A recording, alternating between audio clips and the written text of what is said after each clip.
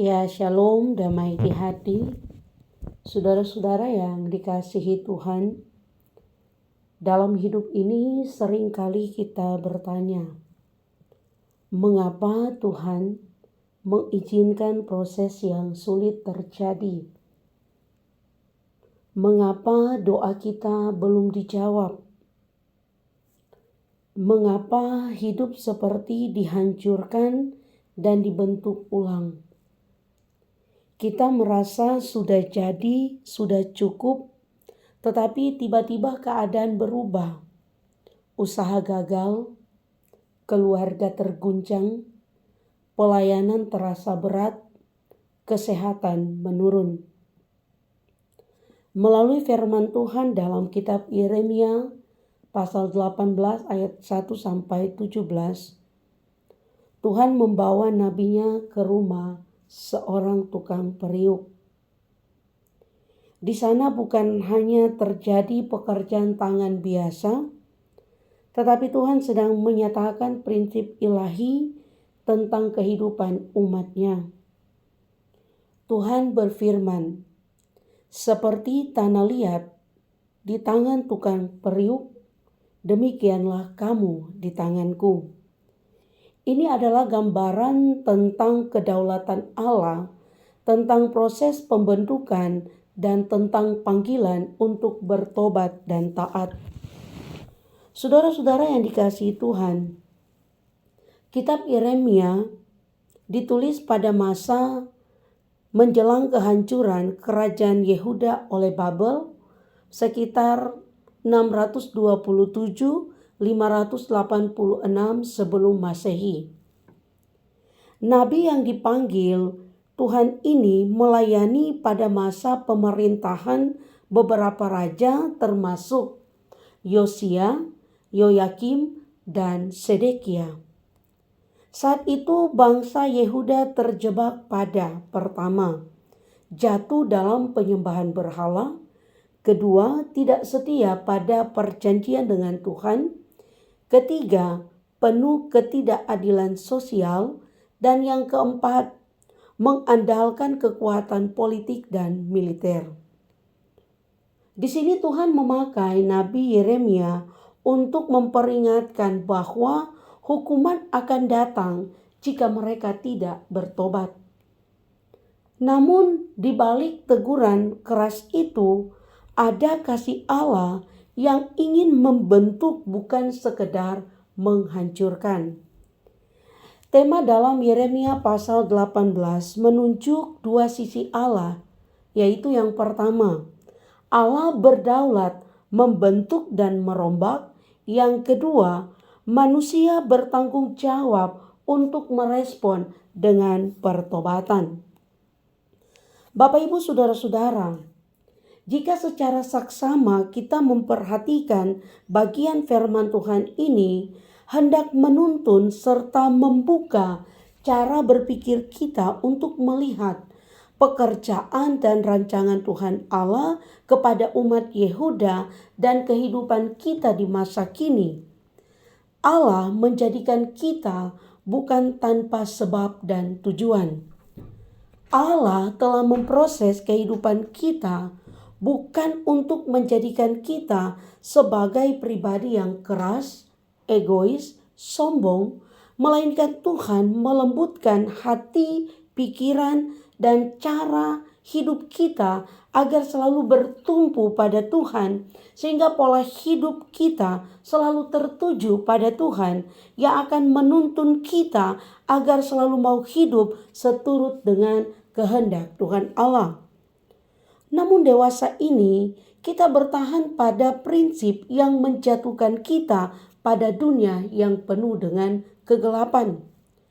Dan melalui bagian firman ini Allah memberi pesan kepada Nabi Yeremia. Ayatnya yang kedua, firman Tuhan berkata, "Pergilah dengan segera ke rumah tukang periuk. Di sana aku akan memperdengarkan perkataan-perkataanku kepadamu." Perintah Yesus ini didengar dan diikuti oleh Yeremia. Di tempat tukang periuk, Yeremia melihat dan mendapatkan pembelajaran yang berharga. Saudara, apa yang dilihat oleh Yeremia ayat 3 dan 4? Firman Tuhan berkata, "Lalu pergilah aku ke rumah tukang periuk, dan kebetulan ia sedang bekerja dengan pelarikan. Apabila bejana yang sedang dibuatnya dari tanah liat di tangannya itu rusak, maka tukang periuk itu mengerjakannya kembali menjadi bejana lain menurut apa yang baik pada pemandangannya." Proses tukang periuk ketika membentuk sebuah tanah liat menjadi bejana yang indah bukanlah sebuah proses yang instan. Diletakkan di sebuah wadah pelarikan pemutar, jika rusak tidak langsung dibuang, diproses kembali dan hasilnya menjadi sebuah bejana yang indah. Begitu juga dengan proses yang Tuhan Allah kerjakan untuk sebuah tahapan kehidupan setiap insan manusia, baik saya dan Bapak Ibu saudara-saudari. Diungkapkan dalam teks firman Tuhan ayat 5 dan 6, di mana Allah bertindak. Kemudian datanglah firman Tuhan kepadaku, bunyinya, "Masakan aku tidak dapat bertindak kepada kamu seperti tukang periuk ini, hai kaum Israel? Demikianlah firman Tuhan, sungguh seperti tanah liat di tangan tukang periuk, demikianlah kamu di tanganku, hai kaum Israel." Kehidupan kita ini tidak akan pernah terhindar dari ancaman, tekanan, dan pergumulan. Banyak hal yang menggoncangkan kehidupan kita. Masalah keluarga, masalah pekerjaan, masalah pelayanan, dan masih banyak hal yang menekan kita ada di titik yang paling terendah. Namun sehancur-hancurnya hidup kita, ingatlah bahwa Tuhan pegang kendali. Kita rusak oleh karena dosa dan kesalahan yang kita buat. Tuhan tidak pernah membuang dan meninggalkan kita. Malahan kembali, Tuhan membentuk kita menjadi pribadi yang kuat, pribadi yang benar, pribadi yang berkualitas, asalkan kita buka hati, kita mau dibentuk oleh Tuhan. Sesulit apapun jalan hidup yang kita lalui, kita imani Tuhan akan menolong. Saudara, berbicara tentang sebuah tanah, sekalipun hanya kiasan dalam firman, tanah adalah benda mati yang mudah untuk diproses dan akan sangat berbeda dengan kita manusia yang diberi kesempatan seluas-luasnya untuk berkarya. Jika tidak ada kemauan, semua akan menjadi sia-sia. Butuh kerendahan hati, butuh pengakuan, butuh kesediaan, kesiapan diri dari kita untuk dibentuk oleh Tuhan. Karena kalau kita bertahan pada kekerasan hati dan tidak mau diubahkan oleh Tuhan Allah, akan sulit terjadi bagi kita untuk diproses oleh Tuhan. Tuhan memiliki otoritas yang penuh dalam hidup saya dan saudara-saudara.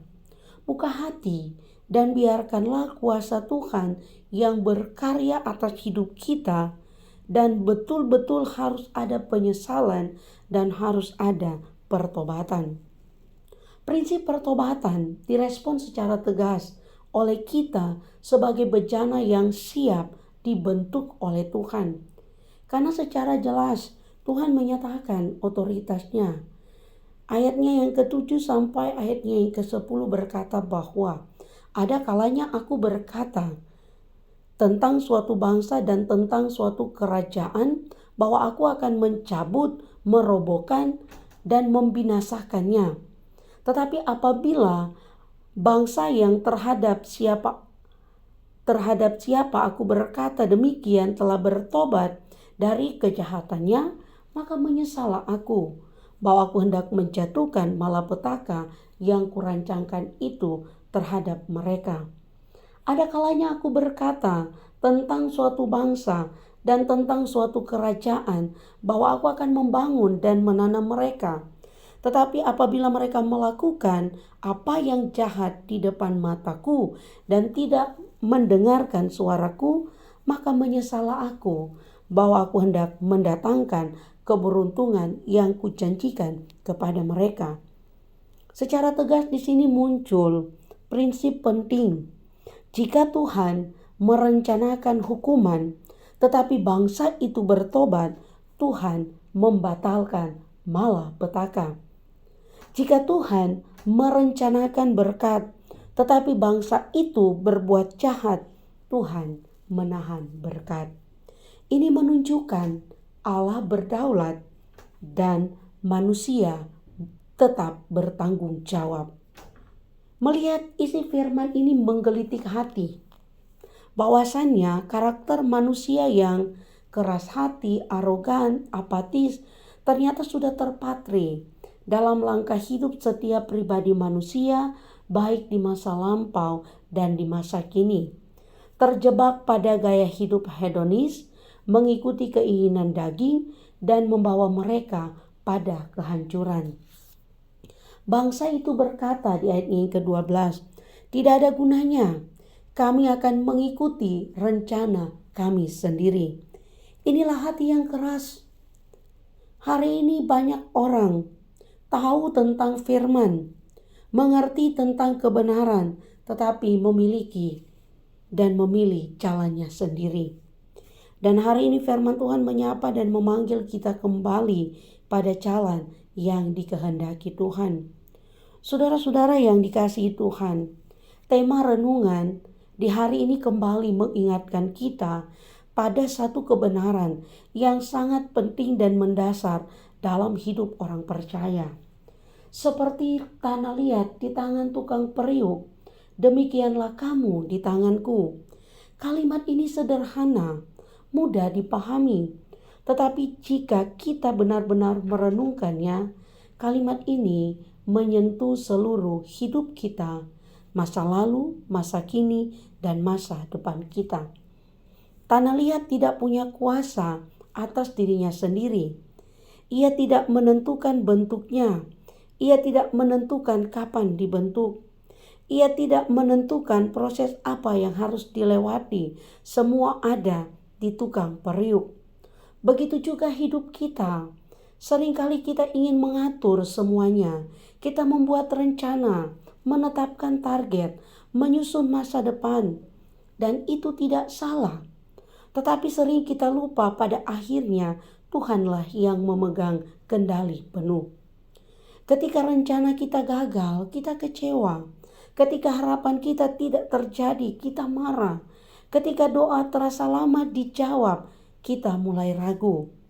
Padahal bisa saja di saat-saat itulah Tuhan sedang membentuk kita. Proses pembentukan tidak pernah mudah. Tanah liat harus diremas, harus diputar, harus ditekan. Bahkan kadang harus dihancurkan kembali agar bisa dibentuk ulang. Dari sudut pandang tanah liat, proses itu mungkin terasa seperti kehancuran. Tetapi dari sudut pandang tukang periuk, itu adalah proses menuju bentuk yang lebih baik. Demikian juga dalam hidup kita.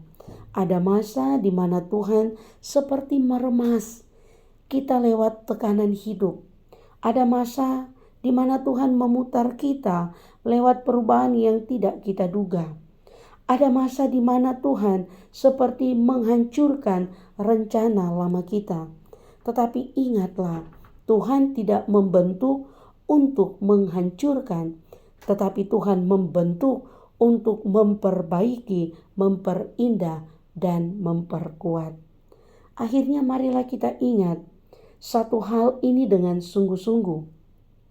Yang pertama, kita dipanggil untuk percaya, bukan untuk mengerti semuanya. Tidak semua proses bisa kita pahami sekarang.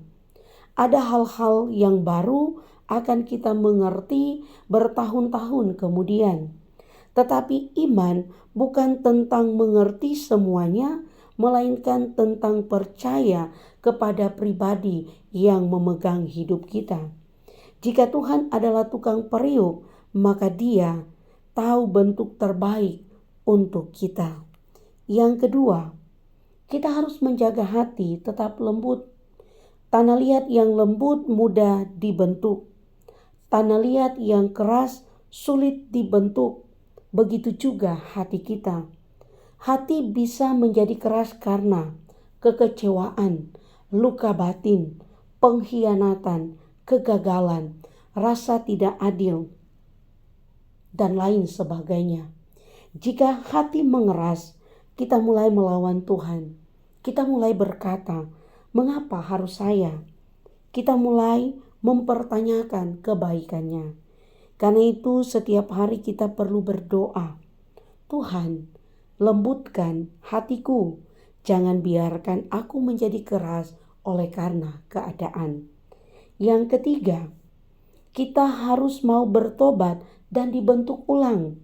Dalam Yeremia pasal 18, Tuhan menegaskan bahwa jika umat bertobat, Ia akan mengubah rancangan penghukuman menjadi pemulihan. Artinya, selalu ada kesempatan kedua di tangan Tuhan. Dan yang keempat, kita dipanggil untuk menyerahkan seluruh hidup kita menjadi tanah liat di tangan Tuhan. Berarti menyerahkan rencana kita, ambisi kita, masa depan kita, ketakutan kita, kegagalan kita. Artinya kita sungguh-sungguh berserah kepada Tuhan. Berserah bukan berarti pasif. Berserah berarti aktif, percaya, dan taat. Kita tetap bekerja, tetap melayani, tetap berusaha, tetapi kita sadar bahwa hasil akhirnya ada di tangan Tuhan. Saudara-saudara, mungkin hari ini hidupmu terasa seperti sedang di atas roda tukang periuk, diputar tanpa henti, tekanan datang silih berganti, kamu lelah, kamu bertanya, sampai kapan? Percayalah, Tuhan tidak meninggalkan proses di tengah jalan. Tukang periuk tidak berhenti sebelum bentuknya selesai. Tuhan tidak berhenti sebelum rencananya digenapi dalam hidupmu. Mungkin hari ini bentuknya belum jelas. Mungkin hari ini kamu merasa seperti tanah liat yang belum menjadi apa-apa. Tetapi Tuhan sedang bekerja. Jangan lari dari proses. Jangan mengeraskan hati. Jangan berhenti percaya. Sebaliknya datanglah kepada Tuhan dan katakan, "Tuhan, walaupun aku tidak mengerti, aku percaya.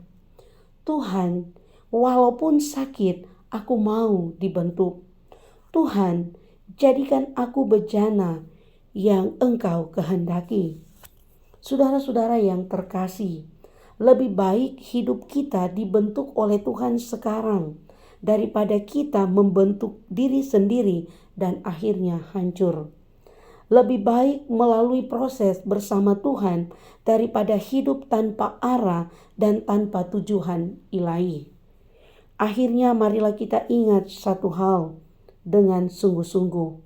Selama kita ada di tangan Tuhan, kita tidak pernah sia-sia. Selama kita ada di tangan Tuhan, kita tidak pernah sendirian.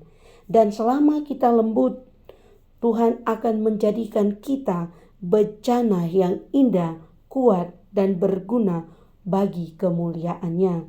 Kiranya kita pulang hari ini dengan hati percaya, hati yang berserah, dan hati yang siap dibentuk. Amin.